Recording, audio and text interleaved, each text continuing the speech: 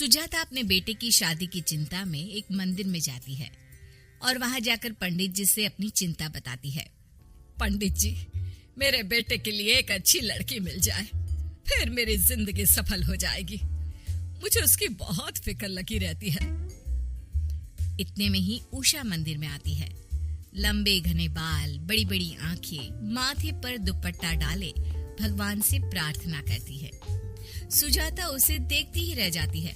ये देखकर पंडित जी कहते हैं, अरे लीजिए, भगवान ने आपकी सुन ली। अब आपकी सारी चिंता दूर हो जाएगी। यह लड़की इस मंदिर में रोज आती है। अच्छा, आज ही मैं इसके घर जाकर इसका हाथ मांग लेती हूँ। सुजाता पंडित जी के साथ उषा के घर जाती है और विशाल और उषा का रिश्ता तय हो जाता है। उनकी शादी हो जाती है। सब कुछ बहुत मजे में चल रहा होता है। उषा की छवि एक आदर्श बहू के रूप में सबके सामने रहती है। सुबह जल्दी उठकर वो घर के सारे कामकाज निपटाकर मंदिर चली जाती और पूरा दिन साड़ी में एक बहुत अच्छी बहू की तरह बिताती। ये सब देखकर पड़ोस की औरतें सुजाता से जलने लगती है। ये सुजाता की किस्मत तो देखो, लगता है पिछले जन्म में इसने सोना दान किया होगा। एक हमारी किस्मत है, लगता है किसी को कोयला दिया होगा। हमारी बहुओं की जबान के आगे कैंची की धार भी कम पड़ती है। सुजाता दुनिया भर में उषा की तारीफ करती नहीं थकती और पहले से और भी ज्यादा इतरा कर चलने लगती है। एक रोज सुजाता अपनी पड़ोसन संगीता के यहाँ जाती है और उसकी बहू को देखकर कहती है, ये तेरी बहू कैसी है? ना रूप की ना रंग की, फिर भी कोई काम नहीं करती। और एक मेरी बहू है जो इतनी सुंदर है कि सुंदर सा चांद भी उसके आगे फीका पड़ जाए, और काम तो हवा की तरह करती है। तेरे जैसी बहू तो भगवान दुश्मनों को भी ना दे। भाग्य फूटे हैं तेरे। अरे क्या करूं, अब तो मुझे इसकी आदत हो गई है। कच्चा पक्का जो खिला दे वो खा लेती हूँ। सुजाता अपने घर चली जाती है, लेकिन सुजाता के तानों से संगीता को अंदर ही अंदर गुस्सा आने लगता है और वो सोचती है, सुंदर बहू आ गई तो बड़ा घमंड आ गया इसे। भगवान करे वो भाग जाए, तब जाके इसके मुंह पर कालिक लगेगी। एक रोज संगीता अपनी बहन के घर उसकी बेटी की शादी में जाती है। वहां पहुंचकर वो देखती है कि उषा छोटे छोटे कपड़ों में उनके यहाँ बैचलर पार्टी कर रही है। ये देखकर उसके होश उड़ जाते हैं। कहीं मेरी आंखें धोखा तो नहीं खा रही है? ये सुजाता की बहू तो बहुत सीधी सादी है। इतने छोटे कपड़े तो पहन ही नहीं सकती वो।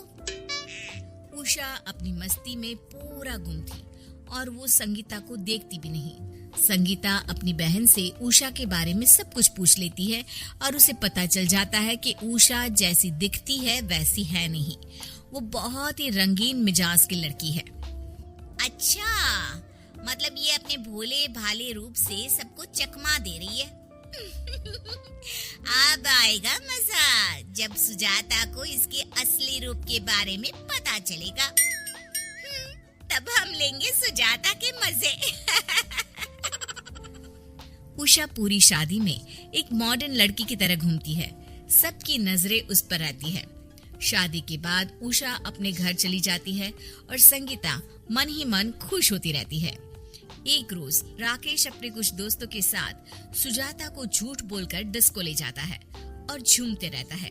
दूसरी ओर उषा भी अपने कुछ दोस्तों के साथ वहां किटी खेलने आती है और वो भी अपने दोस्तों के साथ ड्रिंक करने में बिजी हो जाती है। अचानक जब राकेश की नजर उषा की नजर से टकराती है, तब दोनों के तोते उड़ जाते हैं और दोनों एक दूसरे से नजर चुराने लगते हैं और किसी से भी इस बात का जिक्र नहीं करते। एक रोज सुजाता का उसकी पड़ोसन रेणुका से झगड़ा हो जाता है। इस सास बहू को ना मैं छोड़ूंगी नहीं। रेणुका अपना दिमाग घुमाती रहती है और एक दिन उसकी नजर उषा पर पड़ती है, जो कि साड़ी में अपने घर से निकलकर ऑटो में बैठती है। जरा देखो तो ये इस समय कहाँ जा रही है? रेणुका उषा का पीछा करती है और देखती है कि उषा एक मॉल में जाकर छोटे कपड़ों में बाहर निकलती है और किसी की गाड़ी में बैठ जाती है। आज लगता है कोई मसाला मिलेगा जिससे मैं इनकी जिंदगी में आग लगा दूंगी। रेणुका उषा का फिर से पीछा करती है और उसकी गाड़ी एक बार में जाकर रुकती है।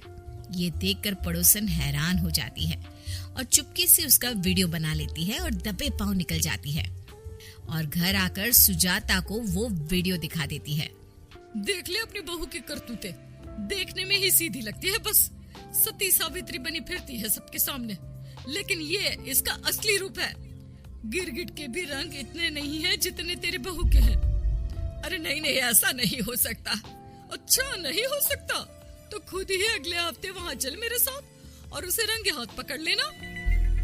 अरे मुझे मेरी बहू पर पूरा भरोसा है, लेकिन तेरा मुंह बंद करवाने के लिए मैं तेरे साथ चलूंगी, ताकि दोबारा मेरी बहू के बारे में कोई बोलने से पहले 100 बार सोच ले।